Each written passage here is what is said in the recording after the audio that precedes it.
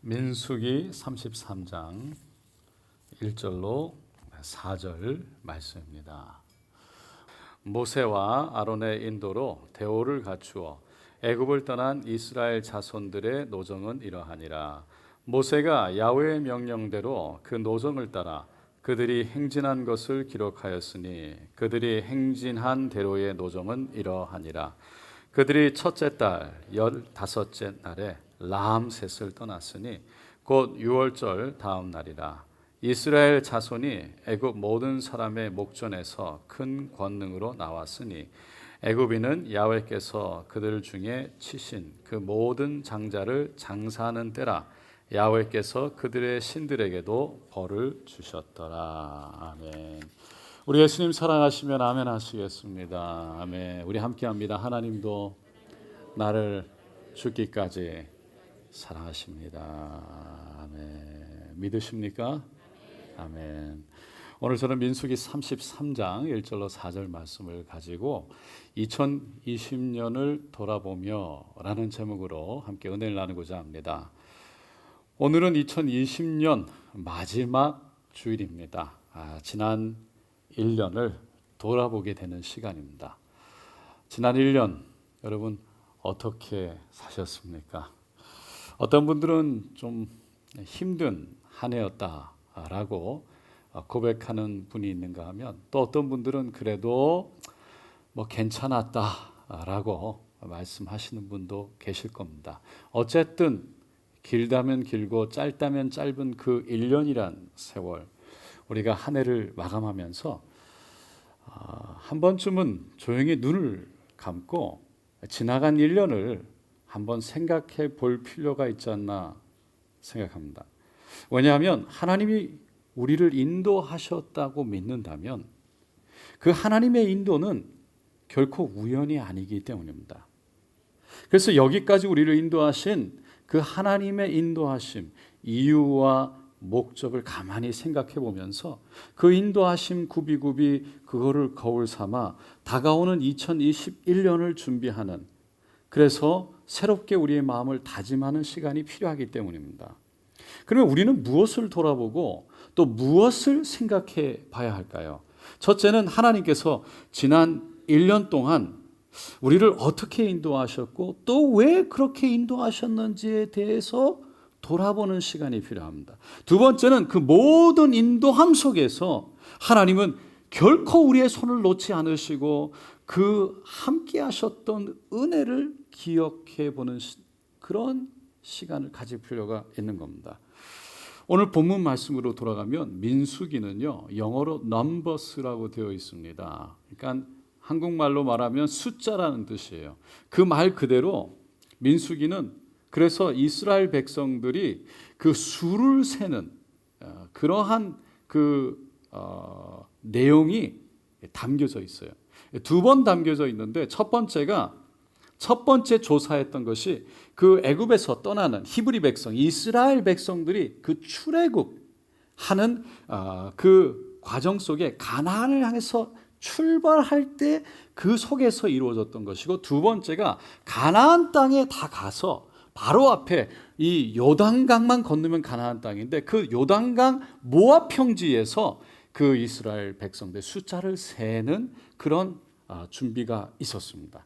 오늘 본문은 그 두 번째 가나안 땅에 들어가기 위해서 준비하고 있는 그 백성들을 향해서 모세가 선포했던 말씀이에요. 1절 2절을 보면 모세와 아론의 인도로 대오를 갖추어 애굽을 떠난 이스라엘 자손들의 노정은 이러하니라. 그 길은 이러하니라. 여행길은 모세가 야훼의 명령대로 그 노정을 따라 그들이 행진한 것을 기록하였으니 그들이 행진한 대로의 노정은 이러하니라.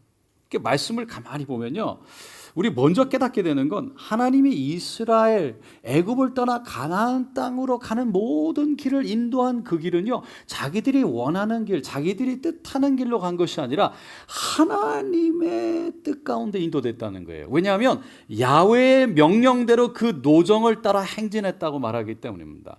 하나님이 이스라엘 백성들이 가야 할 길을 인도하셨다는 거죠.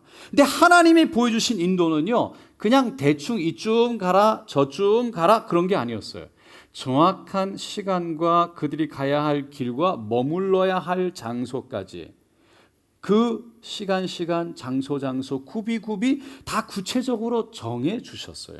그래서 이스라엘 백성들은 늘 하나님의 명령대로 그 길을 지금까지 왔고 그들의 목적지인 그 가나안 땅이 보이는 곳까지 온 거예요. 그런데 그곳까지 가는 데에 걸린 시간이 무려 40년이었어요.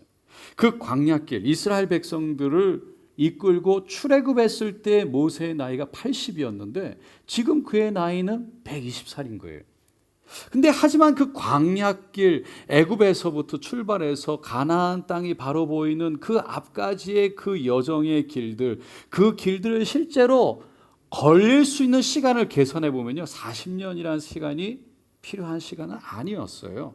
애굽에서요, 호렙산, 시내산, 그 십계명을 받았던 그 호렙산까지 거리가 약 250km, 그리고 그 호렙산, 시내산에서부터 그 가데스 바네아, 가나안 땅이 바로 보이는 요단강 그 앞까지 거리가 250km래요. 그러니까 출애굽 그 애굽에서부터 가데스 바네아, 가나안 땅 약속의 땅이 보이는 요단강 건너기 바로 전까지가 500km예요.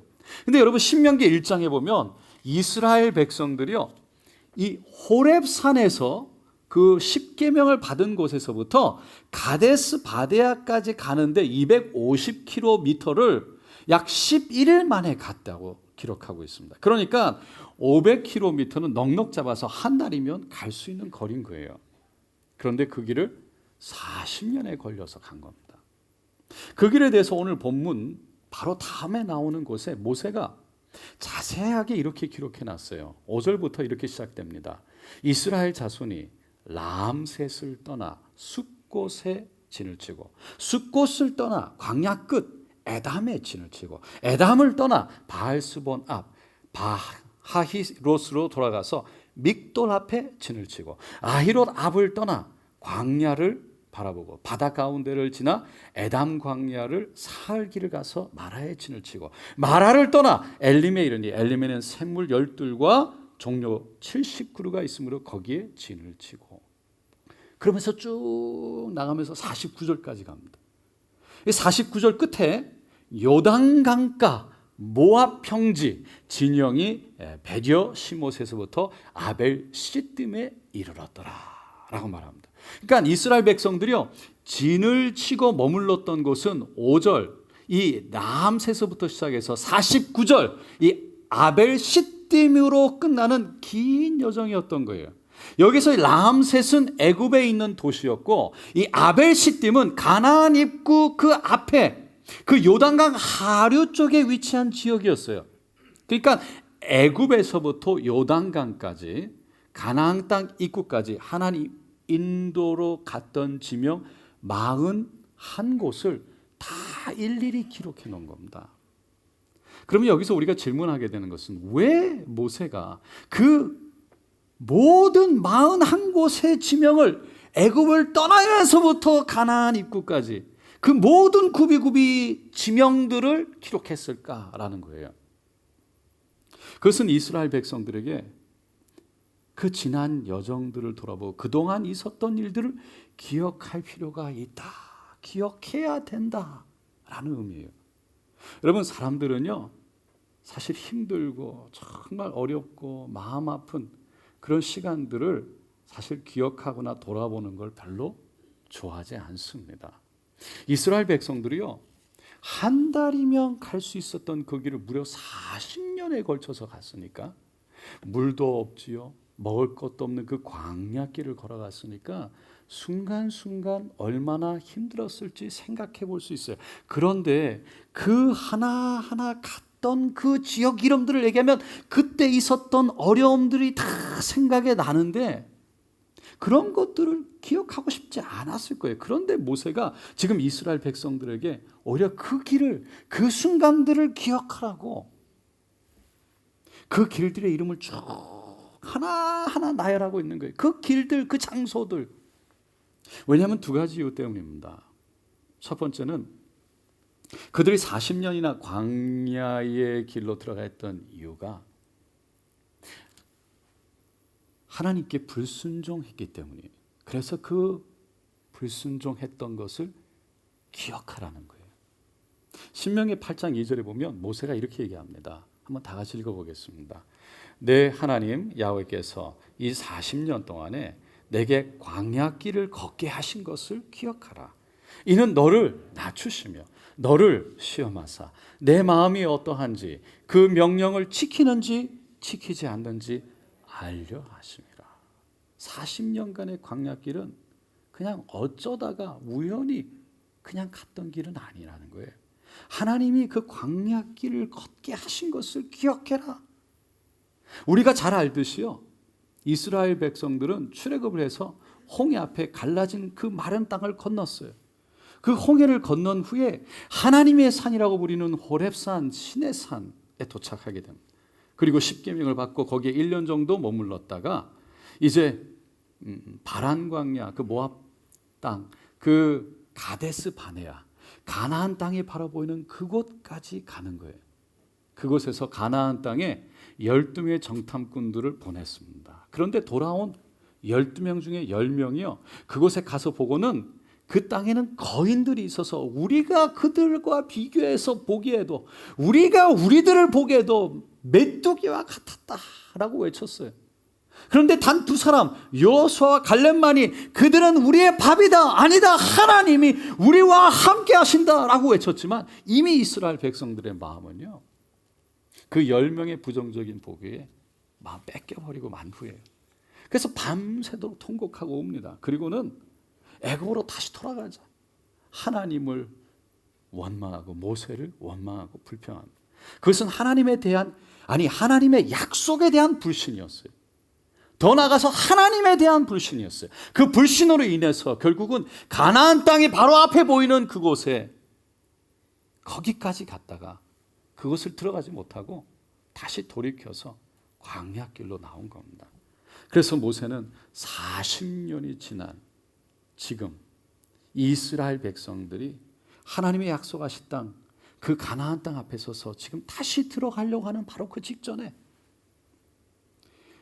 그 땅을 차지하려고 들어가기 바로 직전에 새롭게 일어난 다음 세대들에게 우리 선조들이 행했던 하나님에 대한 불신, 그것을 기억하고 또 불순종으로 인해 겪어야 했던 40년간의 그 여정들을 기억하고 그 어려움을, 그 아픔을, 그 고통을 기억하고 오직 하나님만 의지하고 오직 하나님만 바라보라고 강력하게 지금 모세가 권면하고 외치는 거예요.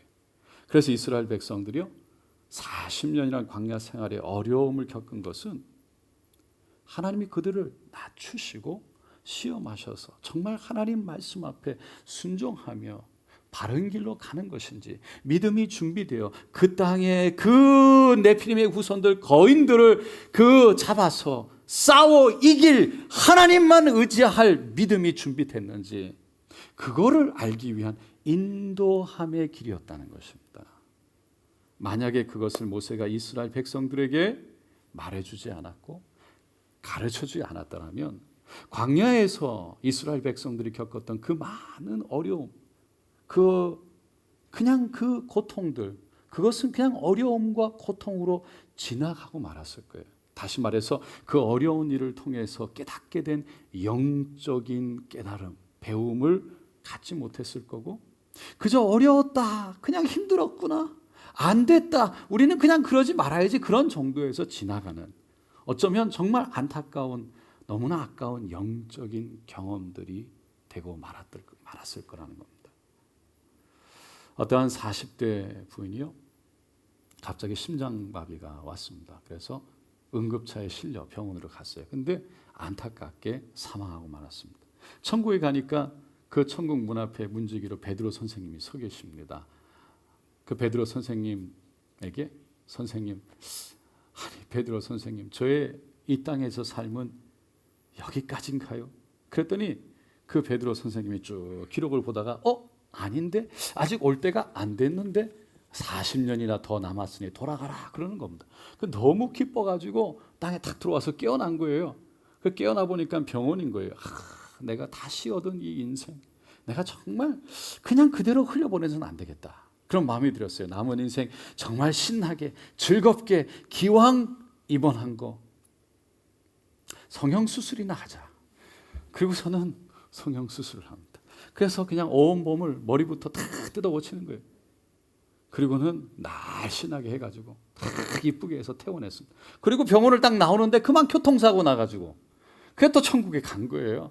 막 화가 났어요. 그래서 베드로 선생님이 가가지고 아니 40년이 남았다고 그랬는데 왜 저를 다시 불렀냐고 막 따지기 시작했습니다. 그랬더니 베드로 선생님이 잠깐 미안 그러더니 성형수술을 하는 바람에 너가 뭔지를 몰랐다고. 할렐루야. 별로 안 웃기네요. 네. 2부 때는 많이 웃었는데. 여러분, 우리에게 주어진 새로운 2021년이요. 오늘까지 해서 5일밖에 남지 않았습니다. 그런데 이것은요. 우리에게 주어진 새로운 기회이고 새로운 은혜입니다. 그런데 이 하나님께서 주신 이 새로운 기회로 보지 않고 2020년을 어떻게 지나갔는지 돌아보지 않는다면, 그래서 2021년도 그냥 지나가 버린다면 얼마나 아깝겠습니까? 그렇기 때문에 새로운 해를 맞이한 우리가 지난 2020년 우리가 돌아보면서 나에게 무엇이 부족했는지, 혹시 지나가면서 실수한 것은 없는지, 하나님 앞에서 내가 불순종한 것은 무엇인지 그냥 잊고 지나치지 않았으면 좋겠습니다. 그래서 돌아보자는 겁니다. 여러분, 2020년 여러분의 삶 가운데 무엇이 부족했습니까? 어떤 부분에서 부족했나요? 어떤 부분이 하나님 앞에서 순종으로 바뀌어야 하나요? 여러분에게 다시 기회가 주어진다면 여러분은 어떻게 살고 싶으세요? 어떤 부분을 바꾸고 싶으세요? 오늘 설교를 시작하면서도 말씀드렸지만 하나님이 우리의 삶을 지금도 인도하고 계시고 또 지난 한 해 동안 인도하신 줄로 믿습니다. 우리가 그걸 믿는다면 하나님이 왜 우리를 이 길로 인도하셨고 어떻게 인도하셨는지를 이해하고 하나님의 눈으로 바라보면서 하나님의 손길이 어떻게 나를 붙드셨는지를 해석해내는 그 하나님의 은혜를 발견하는 것이 너무나 중요한 거예요. 그리고 하나님이 깨닫게 하시는 영적인 깨달음을 통해서 하나님이 원하시는 영적인 성장을 이루어가는 것은 더욱 중요한 것입니다. 사랑하는 성도 여러분, 한 해를 마무리하면서 지나간 한 해를 조용히 돌아보며 하나님이 인도하신 인도를, 하나님이 행하신 그 역사를 다시 한번 돌아보며 우리가 하나님 앞에 더 가까이 나아가는 그런 시간 되시기를 예수님의 이름으로 축원드립니다. 둘째로, 모세가 이스라엘 백성들이 지나간 40년간의 광야길을 기억해야 라고 말한 이유는 요단강을 건너서 가나안 땅에 들어갔을 때 그 땅에 허락하신 그 하나님을 기억하라는 거예요. 하나님의 은혜를 기억하고 감사하기를 원했기 때문입니다. 이스라엘 백성들이 광야길을 걷는 동안에 그 길을 돌고 갔던 길을 또 가면서 고통과 어려움에 참 힘든 길인데 그때 하나님의 은혜가 있었어요. 물이 없어서 목이 마르고 정말 먹을 것이 없는, 배도 고픈, 날씨는 타는 듯이 찌고 밤에는 추운 어떤 그런 광야에서도요 하나님의 은혜가 있었다는 거예요. 광야에서 가장 구하기 힘든 게 뭡니까? 물일 겁니다. 근데 하나님이 그들이 가는 곳마다 물을 주셨어요. 엘림에서 종려나무가 있었고요. 거기에 샘물이 12개나 있었어요. 광야에서 물이 없는데 반석을 통해 물을 내셨어요. 생수가 날 수 없는 곳에서 하나님은 물을 내신 거예요. 시편 기자가 이것을 그때 상황을 시편 78편 15절 16절에 이렇게 노래합니다. 광야에서 반석을 쪼개시고 매우 깊은 곳에서 나오는 물처럼 흡족하게 마시게 하셨으며 또 바위에서 시내를 내사 물이 강같이 흐르게 하셨으나 그것이 하나님의 은혜였다는 거예요. 또 광야에서 먹을 것이 없었죠. 농사를 지을 수도 없고요.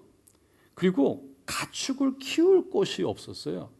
그 양식을 구할 방법이 없는 거예요. 그런데 하나님이 매일 아침마다 만나를 내려주셨어요. 아침에 이슬을 내리든 만나를 내리면 백성들이 가가지고 그 만나를 주워오는 겁니다. 그러다가 그걸 떡으로 만들어 먹었어요. 양식을 걱정할 필요가 없었죠. 만나를 너무 많이 먹어서 질릴만 하면 그들이 고기 좀 먹고 싶다 그러면 하나님이 메추라기 떼를 몰아가지고 진영에 내려주셨습니다. 그것이 하나님의 은혜였어요. 사막의 날씨는 정말 더웠습니다. 더운 정도가 아니라 너무 더워서 죽을 지경이었고 밤에는 너무 추워서 얼어 죽을 지경이. 그래서 하나님은 밤에는 구름 기둥을 낮에는 불 기둥으로 시원하게도 하시고 따뜻하게 하시며 모든 들짐승과 야생 동물로부터 지키고 보호하여 주셨어요. 그래서 그 힘든 여정 광야길을 지나갈 수 있게 하셨어요. 그것이 하나님의 은혜였어요. 뿐만 아니라 광야길을 가는 동안에 옷이 헤어지지 않았고 신발이 떨어지지 않았답니다. 그렇게 놀라운 하나님의 은혜를 이스라엘 백성들은 가나안 땅에 들어갈 때까지 그 첫 소산을 먹을 때까지 경험했어요. 그런데 이스라엘 백성들은 그런 하나님의 은혜 안에 있었는데 그것이 하나님의 은혜인지 깨닫지 못했답니다. 그래서 그들은 가는 곳마다요 원망했고 불평했어요. 여러분 우리도 정말 힘들고 어려운 광야 같은 인생 여정을 걸어가는데 그곳에도 하나님의 은혜가 있었는 줄로 믿습니다. 2020년이 그랬어요.